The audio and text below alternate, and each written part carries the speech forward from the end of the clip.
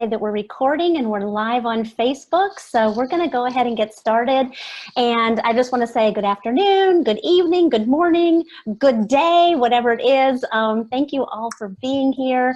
The topic that we're talking today is using new technology effectively in the classroom, and just that whole entire topic, and getting everybody's opinion.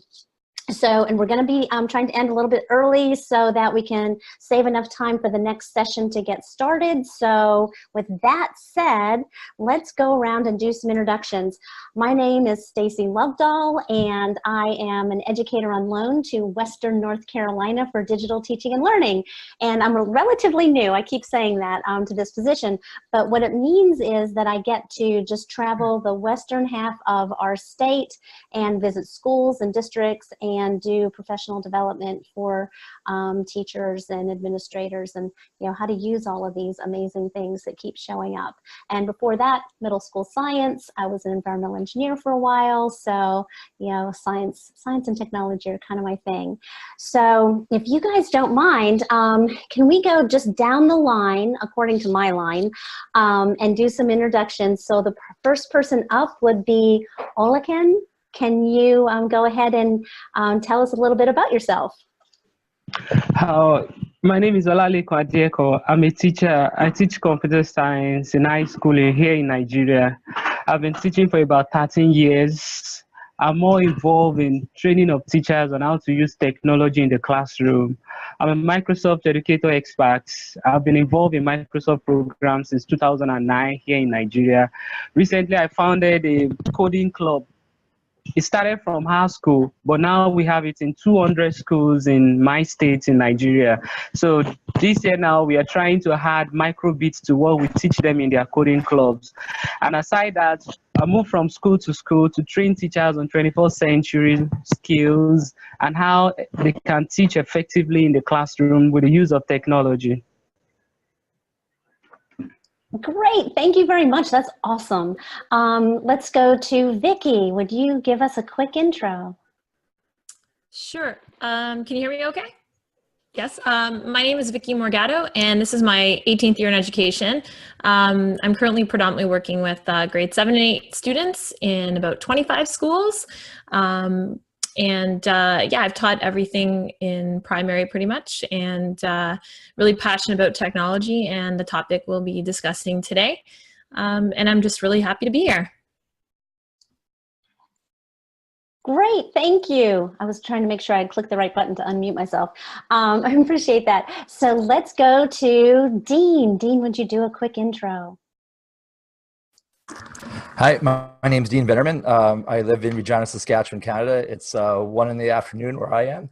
I've been teaching for over 20 years, and I'm a kind of a jack of all trades, master of none, so I'm still a lead student here. I'm currently a math science education leader at the Archbishop MC O'Neill Catholic High School where I work, and I've had a great journey throughout this. I was a tech coach in the past too, and I'm really looking forward to hearing what everybody's saying and sharing a few things. So thanks for the opportunity to share, and it's very nice to meet everybody. Great, thank you guys. So we are gonna just jump right into the questions. Let me toss it over to Sarah, and she's gonna tell us about herself, and we'll get started. Hi everybody, my name's Sarah Clark. I'm a biology teacher and science teacher in Scotland, over in Fife. You can probably tell by the accent, so if I go a bit too fast, let me know. I have a tendency to ramble on sometimes. I've been teaching for 18 years, and probably the last, I'm a MIE expert, and I've been on the programme for kind of the last 4 years, mainly working with teachers across Scotland, and how we use technology and how we can help, use it in the science classroom and other classrooms as well. So doing a bit of training in school, bit of training within a local authority, and a bit of training across Scotland. So really looking forward today and seeing what everybody has to offer.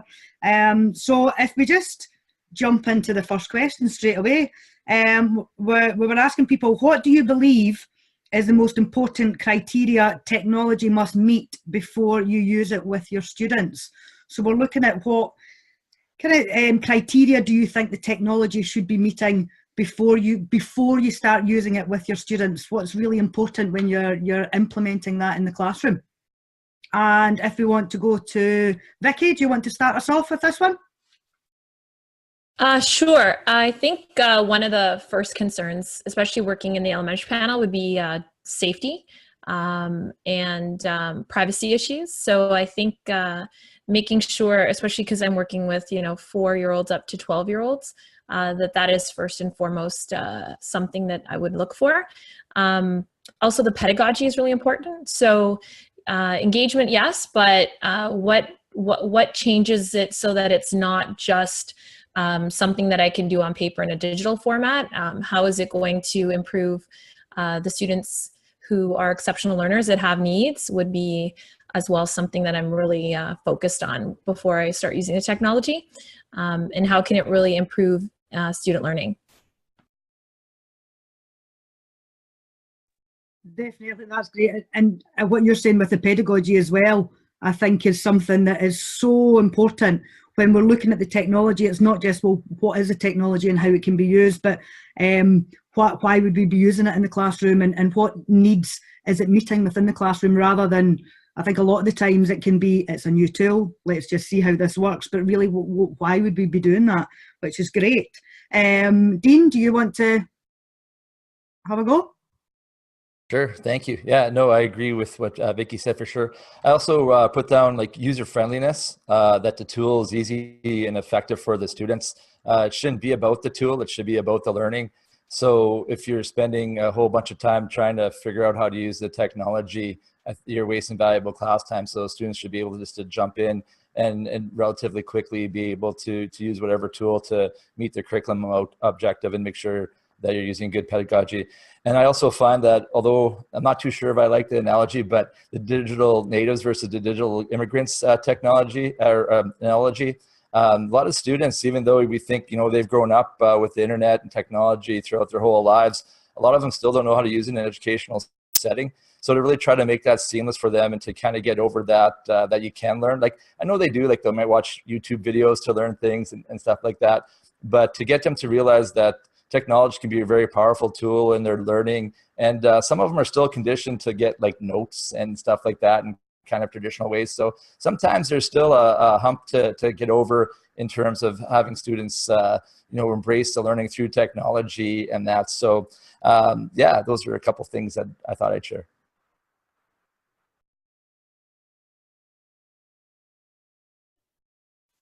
Stacey, I'll throw it back to you, or Olakan, do you want to have a go at answering this question as well? Yes, for me, the objective of the lesson is very, very important. Why do I really want to introduce tech in the classroom? What do I really want to achieve introducing a particular technology in the classroom? Then how do I do that? Do I just take it to the class, to the whole student at a go, or do I want to start with a small group and try and test it out and get feedback from them before jumping right into the larger class? So for me, the objective is very, very, very key.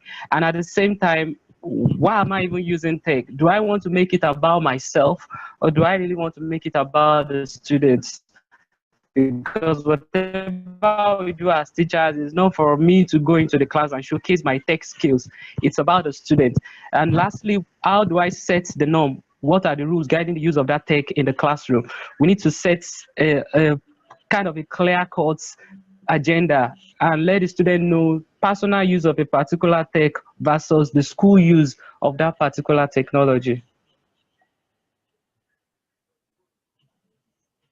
Those are all of those points. I was trying to type everything that you guys were saying into either the chat or into Twitter, because you just brought up so many good points. And there was a whole discussion where people were are sharing their various privacy statements in terms of service, and starting with the objective and pedagogy and all of that sort of stuff, because it all comes together. So that leads us to question 2 perfectly. You guys are set up great. Is are some of the most effective ways that you use to integrate a technology? Whether I'm thinking, maybe for the first time where the tech tool is new and, sometimes it gets in the way of the learning, or for, things that you've done a lot and, but the class is new or the unit is new. So how do you integrate it effectively so that it is really about the learning? And let's start off with who wants to go first? Dean, I see you smiling, so I'm going to pick on you. Yeah, sure, not a problem. Well, I think it all, again, and sometimes I think some of this overlaps quite a bit, but having a good plan and and understanding what your curriculum objectives are, not just kind of like, throwing a tool for the sake of the tool.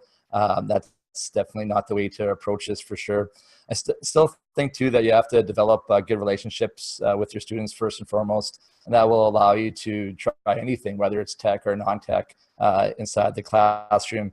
And just try to diversify the learning for the students, give them a variety of ways to show their understanding. You don't have to just pigeonhole yourself into one way to, maybe the kids have a different way to learn or to show their learning. And I think we need to embrace that. And I think tech allows us and gives us the opportunity to do that. And sometimes kids that you might have thought not knew what was going on, once you give them a different way to learn or to embrace the learning process and a different way to show their learning, it's amazing what you can find out. I think another really important thing is that you have to have a growth mindset. And you remember, you have to deal with tech hiccups yourself, and how do the students learn from that when something you introduce and it goes wrong? Do you get frustrated, or do you show it as a learning opportunity too? So those are a couple of points I'd like to share. Just to jump in there with what Alekan said as well about it being really, he said about running a little test group first and trying it out first. I think something like that, when you're integrating it first of all, is great. It lets you see, how the technology integrates, how the technology can be used. And as you said there, with the growth mindset and little hiccups, anything that pops up that maybe you don't see, you can identify any issues that the kids are going to have with it, and then how you're going to overcome them when it comes to the lesson. And I think when you're implementing it, first of all, little pilot groups, pilot studies are great when using new tech particularly. That is so true. I think both of you guys, in talking about the using a small test group or piloting something, or if kids aren't available, I have the best husband on the planet, and he lets me test things out on him all the time. And he's like, "Oh wow, I never knew that." So he gives me great feedback. I love it. So Vicky or Alekan, you chime in here.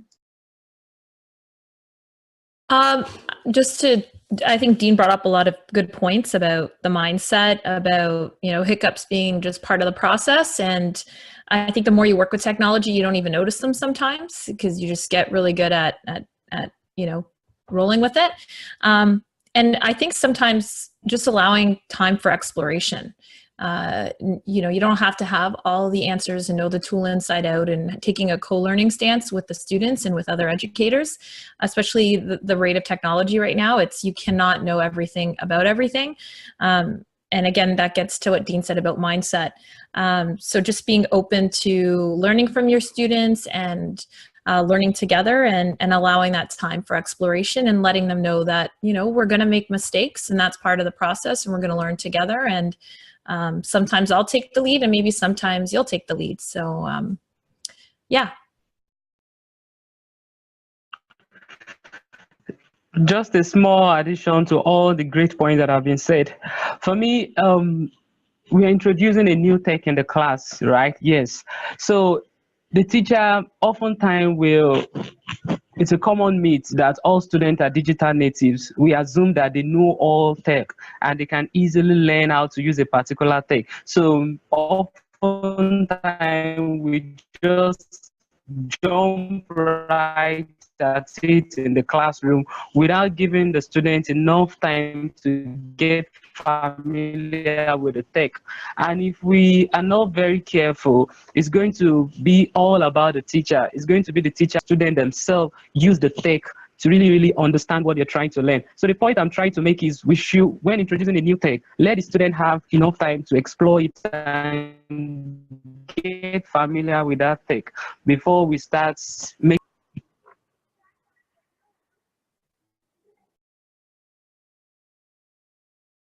Your audio is breaking up a little bit, but I just want to like repeat your, what I heard you say about, especially when it's new, like in general, but especially when something's new, letting the students take the lead, giving them time. And, sometimes I feel like there's just so much to cover that we move along and we rush and that we don't give enough time to let that exploration, the newness wear off a little bit. We may understand it, but for kids, it's new. They're new learners. So I love that point about giving people enough time. So we're going to go over to the next question. Sarah, what do we have? Sorry, I'm just trying to follow along and read all the comments that are in the pane. There's some great comments coming in there as well. So question number 3, we're looking for some examples of technology that you have used successfully. Are there any tools that you're looking forward to using? So if you can give some examples of tools that you've found that you've been using really successfully lately, or anything new that you're looking forward to, that would be great. Stacey, do you want to give us some of the tools that you've been doing? I will definitely jump in. So I would say, we've got a lot of things going on in our district and our part of the state with digital teaching and learning, and it runs the gamut from, super just useful things like a learning management system or Google Classroom, or, just knowing how to, do different things with Google Docs and Google Slides. So a bunch of useful stuff. And then some really fun stuff like virtual reality and merge cubes and all of that. So, I mean, the list that I don't make me talk, because I'll just like take up all the time, and you'll be like, oh my gosh, this stuff. But I feel like right now I see this big sort of contrast between things that are super practical and then things that add that experience. Yeah, great. And as you said, some of the emerging tools, and it's that mixture of skills that we want the kids to have, and also the new emerging technologies with the VR and the AR and everything that's coming out there as well. Dean, anything that you've been using successfully and looking forward to using? Well, I'm really lucky. I've been using technology mostly throughout my entire career. So, some things have improved, some things have gone by the wayside, and there's always new tools and stuff. And that's what I find really exciting about this too, is to find the right tool, for the job that you're trying to do. Right now, I'm a Microsoft Engaged Educator. Like I know some of you guys are as well. So I'm using OneNote quite a bit, Sway, and Skype. I'm really looking forward to Skype-a-thon next week, or next month, I should say, in November. I'm also a Minecraft global mentor, and I've been using Minecraft a ton in my class. I've had some really awesome experiences with that in teaching in my math class. Like the other day, we were just learning about slopes, or we were building roller coasters, and the kids understood slope way better than just a paper and pencil way when they actually built it. So there's so much more you can do with Minecraft, and there's such a great community out there as well. One of the things I love too is I've used a program called, or an app called Formative, goformative.com. And I really like that for formative assessment. I get great data on it. And what's also nice, going back to my user friendliness point, it can be my one-stop shop. Like I embed things like Edpuzzle in there, Flipgrid, YouTube videos, all those type of things. So it's one place where the students go into, and we can flip the learning in there and do a bunch of amazing things. Another tool that I love using too is called Screenbeam, where it untethers me from the front of my class. Like I ditched my desk, so I'm able to walk around and meet the kids where they are and share information and that type of thing. Another cool tool I like as well is Remind. I use Remind with my students all the time. We even chat with it. I send stuff out. Parents are able to get it too. So there's a lot of great tools out there. And I try to use them as effectively as I can, but I love things like this with talking to other people and getting new ideas. So I could talk forever too, so I'll just stop myself. So thank you. Well, Dean, before we go to the next person, let me just ask you about Minecraft, because I know Sarah there's some things here in the chat about it, and right when Sarah was putting in her comment, I was thinking about Minecraft, and I'm a Minecraft person, like I love Minecraft, but and I've been evangelizing about it and saying, yeah, it's a great thing, but it just seems like there's a bigger learning curve for teachers in maybe getting, so how do you tackle that? How do you, if you were thinking as a new teacher, somebody who, maybe is on board with the idea, but, just how or what, or how do you do that? Oh, for sure. Well, first of all, there's a great community out there and on Twitter, and there's global mentors, and the Minecraft education site is excellent for providing tutorials, for having resources. So there's a ton of materials out there that you can get more comfortable. But I find too, just having a good idea, like we talked about before, and just letting the kids go in there. I like how you said explore, but I also like the word play. And sometimes we don't play enough in school, and that's why I love Minecraft too. It's like a big sandbox, and and you're using a digital Lego in there, and you kind of take off some of the shackles of learning and just kind of get to see what the kids can make. So like even when we were making our roller coasters and learning about slope, kids were having so much fun, and they were doing all those 21st century skills and talking back. So yeah, you can definitely dive in and do some research on it.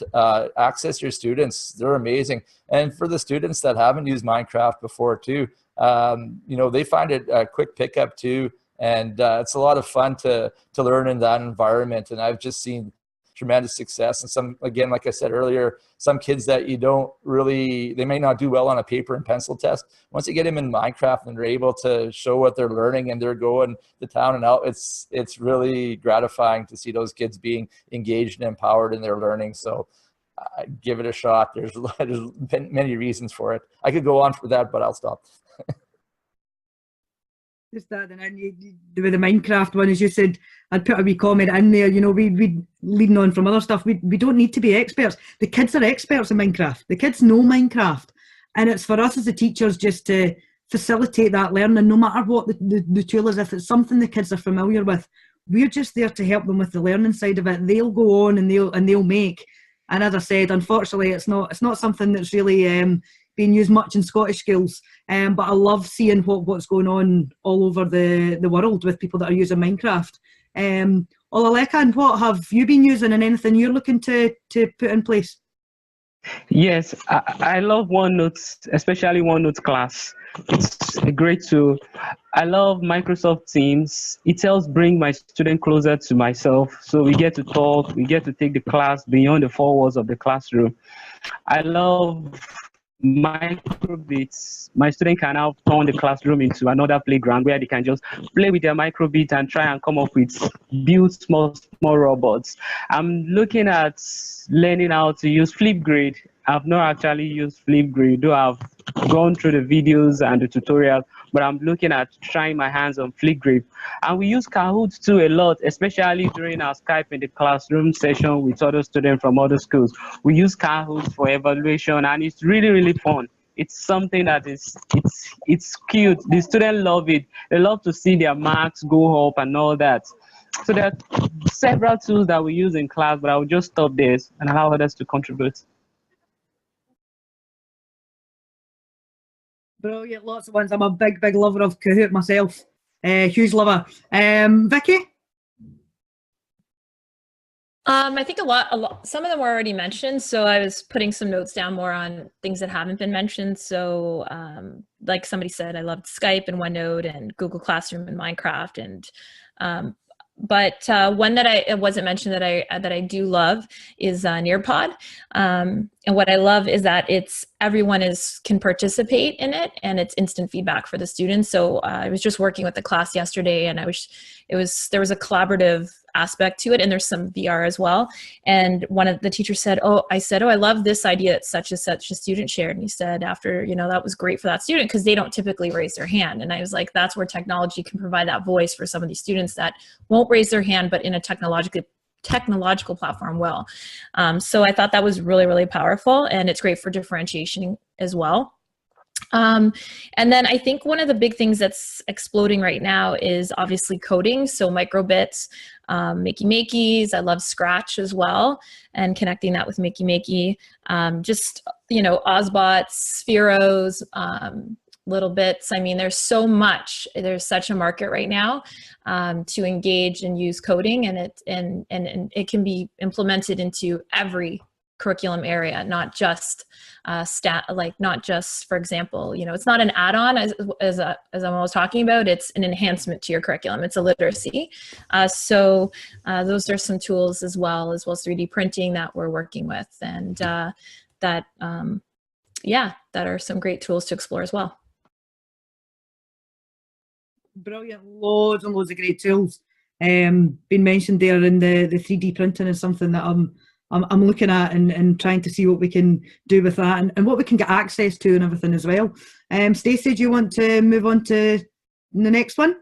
That sounds good. We're going right along. I'm trying to keep track of the time, and I think we're good. We'll hope so.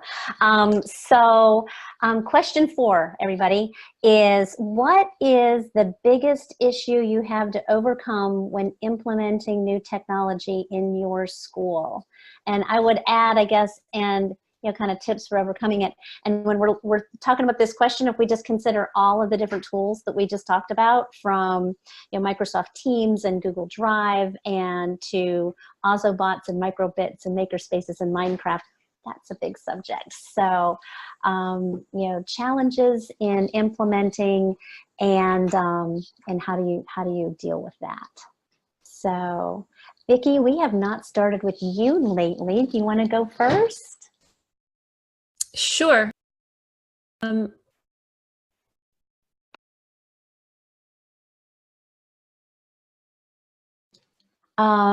just muted yourself. So okay, sorry. There you go. I think when I'm working with teachers and it's new technology, I think the first challenge is fear. And another piece of technology, I just figured this one out. And I mean, you get over that the more you use it, and the more you struggle. I know it sounds kind of funny, but it just becomes like fun and challenging to deal with new technology. So I feel like, you have to just embrace the unknown and kind of always live in this world of, and I think the other challenge is, as soon as you know a piece of technology, let's just say OneNote or Google or whatever it is, it changes 3 months later. They add something on, and teachers will say, why can't they just keep it the same? And it's like, well, no, because if you're the same, you're not growing, right? If you're not moving forward, you're just not growing. So it's wonderful that they're changing, and I think it's sometimes trying to get those changes out.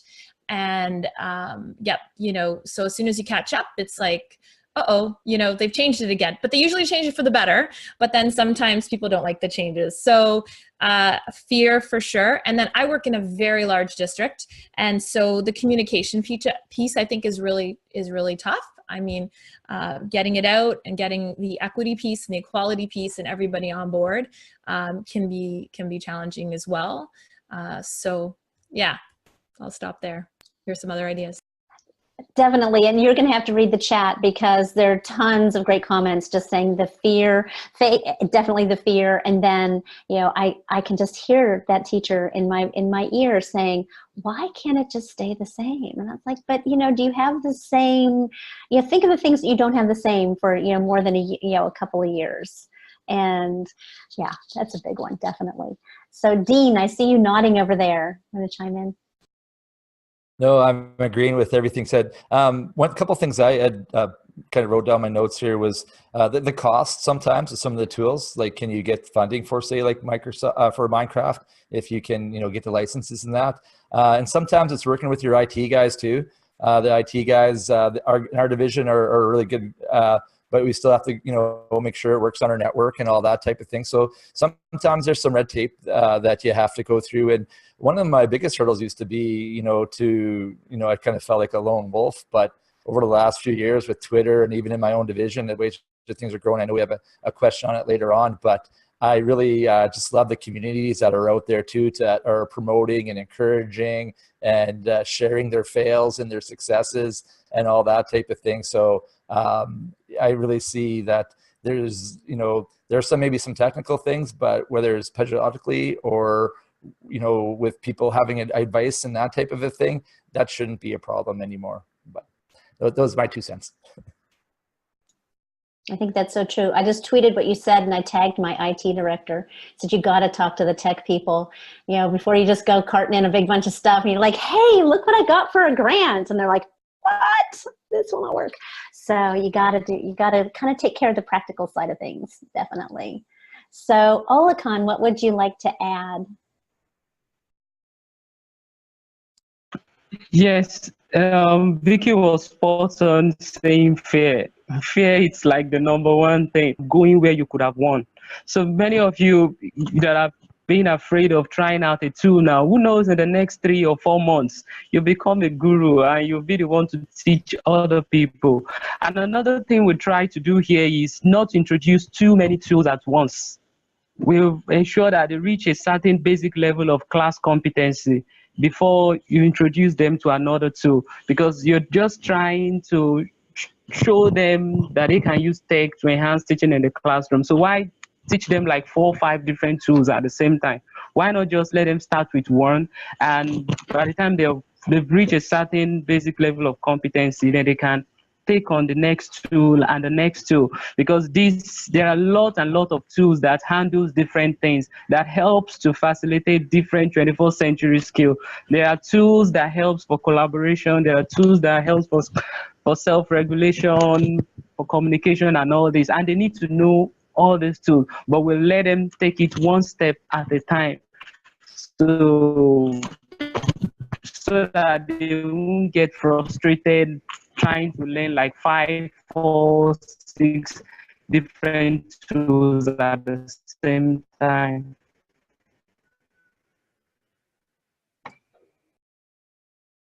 That is so true, and it relates back to, you know, people need time. They need time to explore. They need time to play. And I'm doing a lot of teacher professional development now, and people are people. You know, if you throw too many things at a group at one time, whether it's students or educators, it's all great to know, but you can't really assimilate it and take it in and figure out how to do something with it. So that's a really important point. Sarah, we're going to go back to you, but what do you want to add to this question as well? Yeah, I just wanted to add in there, I mean, same issues that everybody has, whether it's budget constraints or whether it's new tools that keep changing. And I think that can be, to say, quite scary for staff and quite overwhelming for them when the tools change and they've just become familiar with something. And one thing that we actually did recently in our school to help staff on how to implement it, we actually did a grid. So it was a grid of various different tools and how they could be implemented and why you would use them. And we laid it out, you know, levels of difficulty on using the tool, and it gave staff something that they could really go away with and say, well, I could try doing that with that tool in my class. And it gave them some different ideas on how they could implement it once they were confident using that particular tool. So we found that really quite helpful in trying to overcome some of the barriers with it. I'm quite conscious of the time, actually. That's 35 minutes in. It's almost 25 to 9 here over in Scotland. But just on to question number 5 is, when you design a lesson that includes technology, what processes do you use to ensure success? Sorry, I'll read that. I was tripping over myself there. When you design a lesson that includes technology, what processes do you use to ensure success? So when you're thinking about using a tool, any tool, whether it's Teams or whether it's AR, using virtual reality, microbits, any of them, any things like that, what do you guys do to ensure that that tool is going to be successful and the technology is going to be successful in achieving the learning outcomes within your class? Dean, do you want to go first this time? Sure. Yeah. I think we've kind of mentioned it before a little bit, but I like what you said. It starts with understanding your curriculum, knowing what your outcomes and indicators are first, and then decide whether you need, if there's other types of technology too besides digital ones. Like I use mini whiteboards in my class quite a bit, and I consider that a piece of technology. And sometimes the work they do on their mini whiteboards is just as rewarding, and the feedback and stuff it was using tech tools. So decide if you really need a tech tool to accomplish the job, and what's more efficient or what's more engaging or what would get the most bang for your buck, so to speak, with your students. I just think having a good plan, but ultimately you need to develop your relationships with your students in your class. If they believe in you and they see you as a lead learner, and they buy into the learning process, and you celebrate failure and all those things, a lot of lessons can, you can learn lessons other than maybe what you're trying to teach, whether it's a soft skill like problem solving, like a lot of the things we're talking about when tech goes wrong, being a problem solver, kids see that. So I definitely think us as teachers need to develop a growth mindset, and definitely look at ourselves as lead learners to ensure that there's success with our lessons. Excellent, thanks, Dean. The problem-solving skills, we recently had a Skype session with a group of scientists in our class, and actually it was the one skill that I said to them, what do you think is the most useful skill you've taken from school? And they said the ability to solve problems and fix the problems, and what's gone wrong and how we can solve that. And they said that was the one skill that they use most often once they left school, so that's brilliant.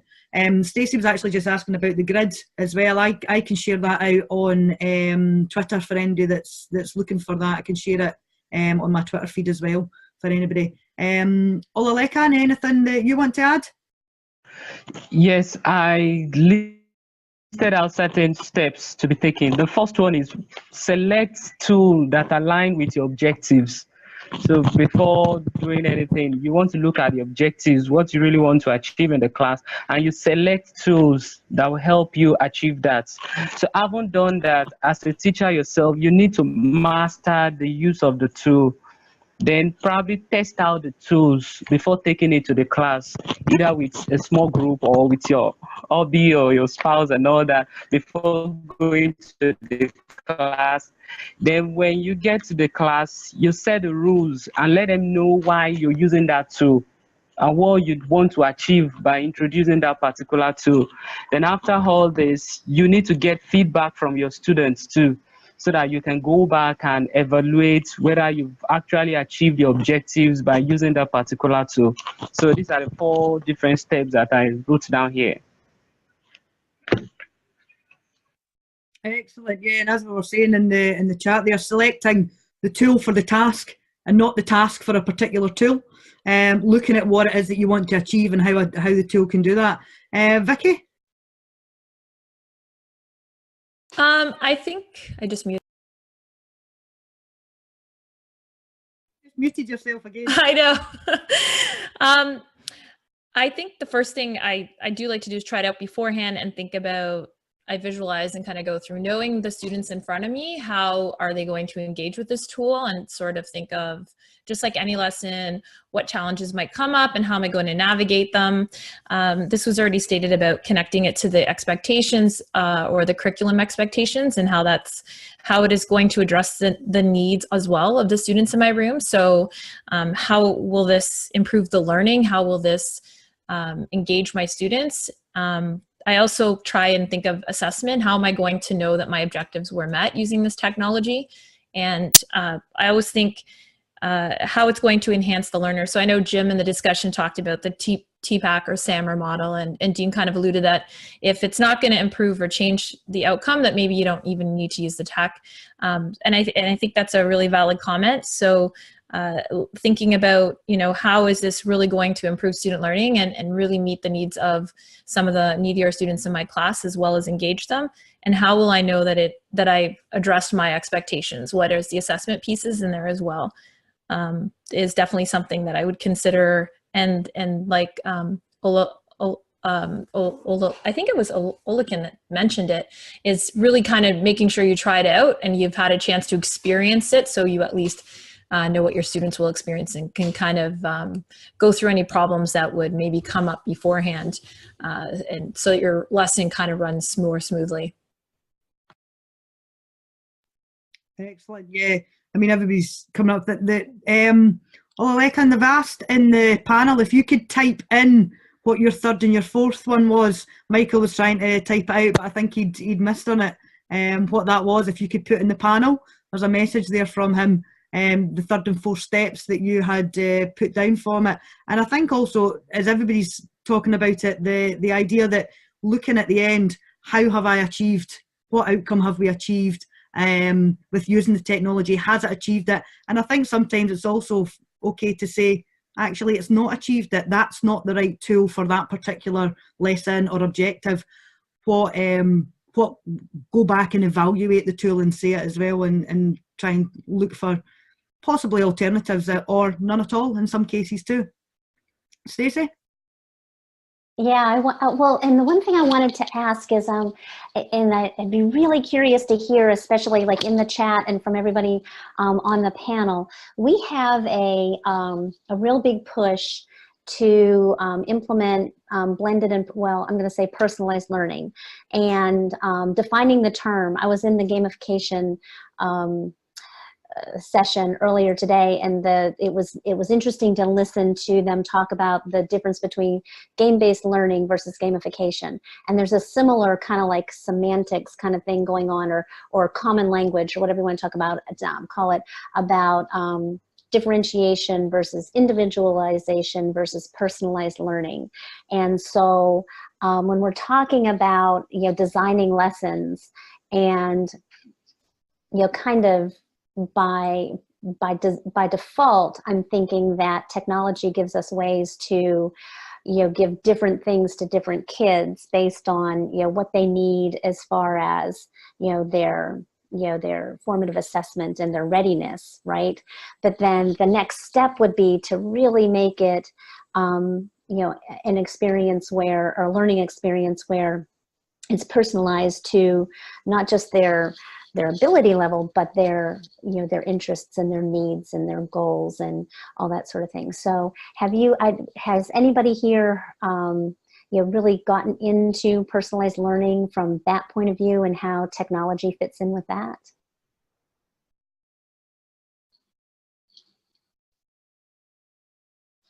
I think that any tool you can use you could use to personalize or differentiate. Sometimes you have to kind of think of how you could hack it or work creatively. Just as an example, with Google Classroom, when you're assigning work, the students don't really know who's getting what work. And that kind of gets away from students kind of feeling self-conscious and maybe noticing that other students are getting other work and you know, as they get older.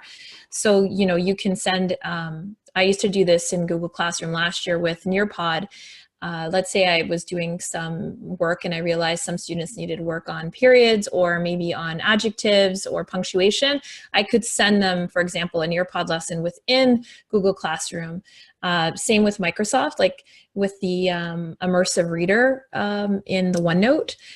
You can, you know, any student can use that. Same with Read and Write with the extensions on working in Docs or whatever it is.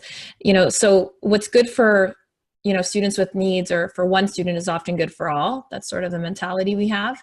And I think any tool, you know, if somebody's having trouble with something, you could send them a Kahoot that they could do on their own. Or, you know, if a student is really into gamification, well, why can't we have that student show his or her learning through Minecraft?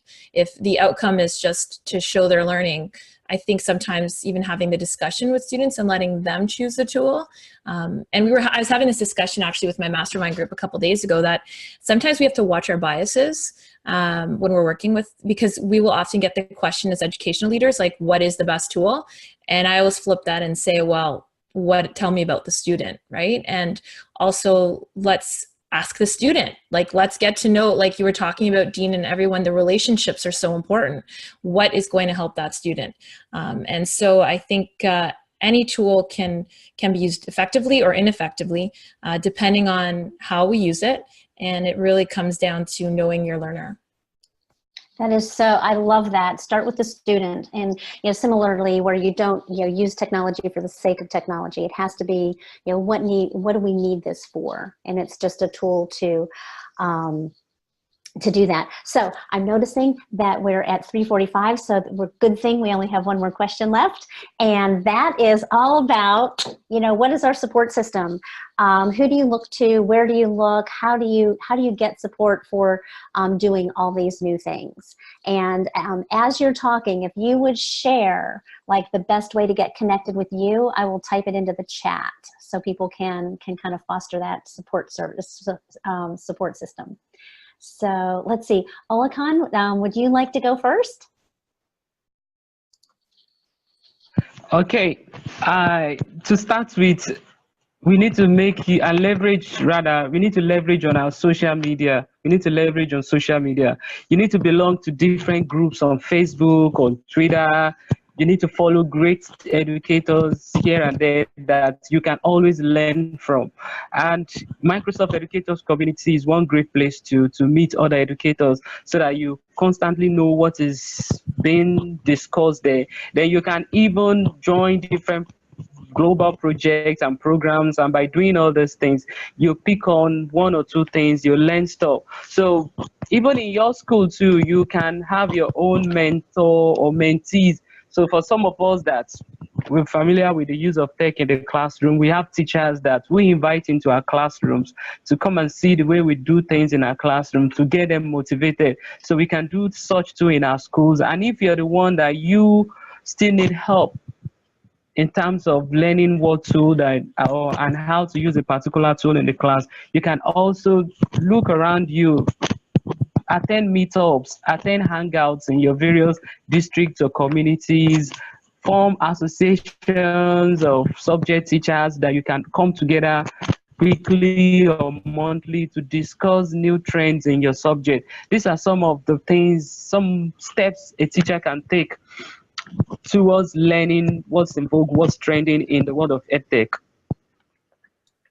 Excellent. I love all of those. We tried to type them all into the chat. So Dean, what is your support system? Well, I mean, that's what this is all about, being a connected educator. And for me, Twitter has been my #1 source of PD that I've ever had in my teaching career. It's been amazing following people, jumping on a hashtag, doing tweet meets. And there's a bunch of tweet meets that Microsoft puts on, for example. I'm also doing a Twitter chat every week with formative assessment. It's called Formative Chat. I've met so many amazing people and grown my professional learning network, and this is definitely part of it as well. I'm also been fortunate and lucky to be part of a lot of groups. So I've had face-to-face meetings. I've had lots of video conferencing like this, whether it's Skype or Zoom, or Google Hangouts, being able to meet people and talk. And I've learned so much already just talking with you guys. It's been fantastic. But I've been lucky to be part of groups like the Microsoft group. Go to the Microsoft Educator Community, become an MIE today. You can go, it's pretty easy. There's lots of people you can connect with. There's a ton of little lessons and things you can do, and you can badge up, talk about your gamification a little bit there, but there's a lot of cool things to that. Minecraft has a great group of Minecraft global mentors that are out there. So if you're interested in Minecraft, or follow the hashtag MinecraftEDU, you'll find a bunch of things. I've been able to be part of a Flipgrid ambassador group too. Lots of cool ideas there. Screenbeam has one, and one that I'm also really into is with Formative. They have a great community right now. They're having kind of a formative summit. So if you go hashtag Formative Summit, they're doing it over the next, well, they started yesterday, but they're doing it all week. And each day they have a webinar, and they just talk to like Matt Miller from Ditch the Textbook thing, and tons of ways to connect and all that. But I'm also lucky in my division, we're really growing. We have an Regina Catholic School Connected Educator program that's been on the last few years. So we apply to that, we get the technology, but we're also doing a lot of lesson sharing, and we're getting on together in face-to-face and Skype. So I really am proud of what our school division is doing to promote connected educators. And I could go on, but I know other people have to talk, so thank you. Thank you, Dean. That's awesome. Vicki, what's your support system? I think a lot of them were already mentioned, so I won't repeat, but Twitter for sure has definitely opened up a lot of opportunities. And the other thing I've done in my district is, or just personally, is created Masterminds groups. So there's a virtual one that I have on Twitter, and then there's also a one that we meet once a month of people in my district that we've created, about 10 of us. And it's a really great way to bounce ideas and just learn. And it's, you know, the face-to-face conversations are still extremely important on a local level. And then there's the global community and in situations like this. And you get to know who's the person I can ask for like Minecraft, and who I should talk to for, let's say, OneNote, and then they become like your go-to people. And so that's important to kind of build that list and have that those relationships. Awesome. And Sarah, let's toss it to you. How do you enhance your support system? Just as everybody's saying, I mean, the social media side of it, the Twitter side of it is the way that I have met so many fantastic educators. I think the face-to-face is so important, though. It is amazing when you can actually meet somebody in real life that you've met virtually through it. And I was saying I was quite lucky that in our local areas, the libraries and things do digital days for kids, but being able to then go and speak to somebody that's using those tools in a different setting from a classroom, and they can support you. But the one thing, the Microsoft educator community, I think is fantastic for support. But the one thing I love is that if I have a problem and it's 10 o'clock at night, I can post it on Twitter. And when I wake up in the morning ready to go to school at 9 in the morning, somebody has given me an answer to help me overcome that problem the next game day. And that is what I love about the Connected Educators all over, and that we're there to support each other and you can get answers straight away from them. That is so true. I love that about Twitter. Some of the Facebook groups are that way as well, where you can say, I need a breakout for XYZ, and poof, people just share. They just share their stuff with you. So we are getting close to running out of time. So great conversation. I feel like we could have talked about like every single one of these in, you know, even more detail. I really, really, really, really, really want to thank Tim McDonald and Michael Sinclair and the whole entire group at Connected Educators Appreciation Day, and because this has just been fantastic, and the variety of people and the topics and everything have been amazing. So thank you guys for being panelists. You were awesome. And Sarah, it's so cool to be like seeing you face to face instead of just on email and stuff. Co-host, I was trying. Yeah. It was so good to connect. Fantastic. Yeah, it was great. And I wanted to do a quick reminder to stay tuned for the next one, which is STEAM in the Classroom. And Pam Jones and Michael Sinclair are going to be hosting that one. And if it's anything like the previous part of the day, it's going to be amazing. So thank you so much, everybody.